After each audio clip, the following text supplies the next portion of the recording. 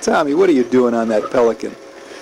Pelican monster with Michael making sure he doesn't fall off. Oh, you a little tired, Tommy? Taking a nap? Nighty-night. And here we are on our way back to Paris, stopping at this Roman ruin, Roman amphitheater and pagan temple near the town of Compiègne. Had a sauna there. And Jean Berner cooking his famous African hot dogs called, what were they called? Margueze. Those are Margueze, right? As ever, look at the little rabbit standing there in her rabbit pose. Oh, she's even doing it. Hi, rabbit girl. And Monique Burner and his, I think that's the mother, Adrie. Hi, Margie. Yes, cute little girl. Hamming it up in front of her mommy. Hi, Margie. There's Monique. I have sent Jean Berner about 5 or 6 notes and sent notes to Jacques Alias this assignment. Jacques answers them faithfully. We're trying to get together. And Jean Berner never answers his notes. And when I ask Jacques Alias what's going on with Jean Berner, he never answers. So I don't know if I heard he had a heart attack, but I don't know if he is just ashamed to answer. I don't know what it is. This is a very famous jardin of Vieux le Vicompte, who was the man with the iron mask. It was built by Fuquet, the treasurer to Louis XIV. Here's Margie and Tommy and Caryn, and where's Michael? And we toured this with the Berners. He was the treasurer. Fouquet was the treasurer to Louis XIV, and he built this gardens and moat and beautiful castle of Fouquet. He was also the key architect and the brilliant financier who's claimed to be the prototype for the story of the Man in the Iron Mask. This beautiful castle competed with Versailles and actually cost Versailles and cost Fouquet his job and his freedom. Seems Louis XIV did not want competition for Versailles, and he had Fouquet imprisoned. And if you read up on the brochure of Vieux le Vicompte, you'll probably have some additional history about the background of that. Fruit de mer, that's what the meal we used to get in France is called, fruit of the sea. Here's some of the gardens that competed with Versailles. They were smaller, more intimate, not quite as large, but still very huge. This was probably a 100-acre garden with a lake and a man-made lake and a waterfall and all the typical beautiful French garden features, fountains, gravel walk paths, balconies, you name it.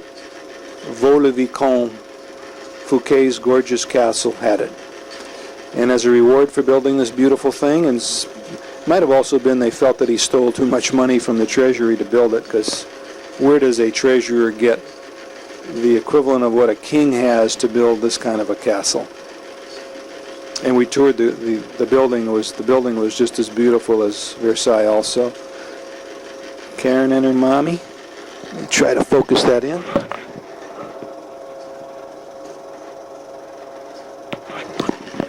Some of the beautiful castle grounds.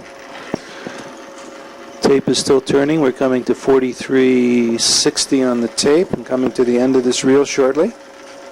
Margie going down the steps with one of Jean's kids. Quite nice.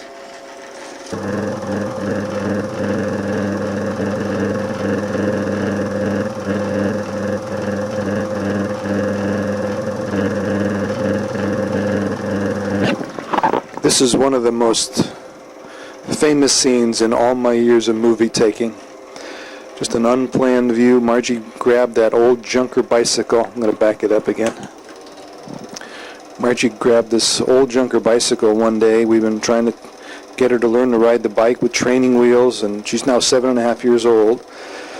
And she took the bike and she went on this little inner courtyard of our apartment on Rue de Berri. This is looking down into the servants' quarters courtyard area.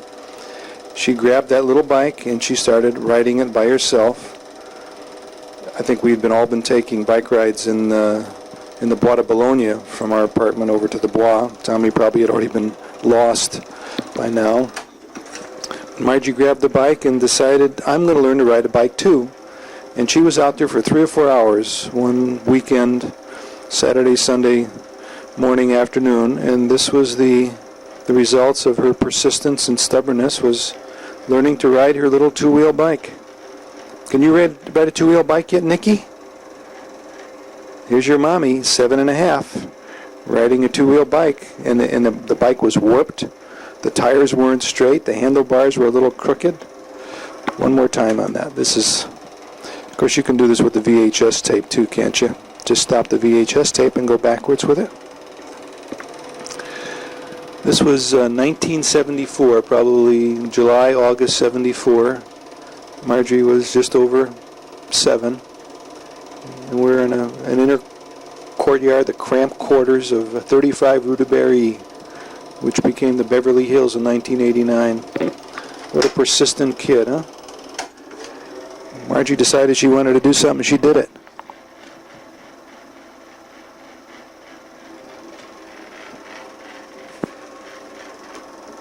Whoops.